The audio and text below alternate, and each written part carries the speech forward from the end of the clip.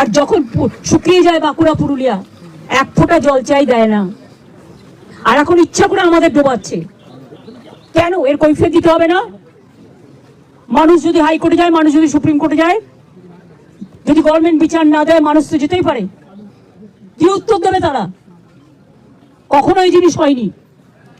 বাংলাকে বদনাম করা হচ্ছে।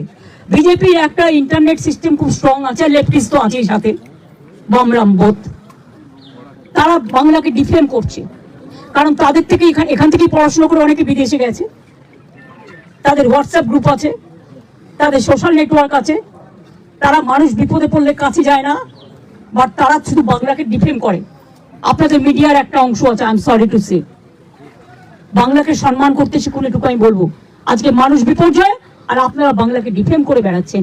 মানুষ কিন্তু এটা সহ্য করবে না, ভগবানও সহ্য করবে না, ঈশ্বরও সহ্য করবে না, আল্লাহও সহ্য করবে না।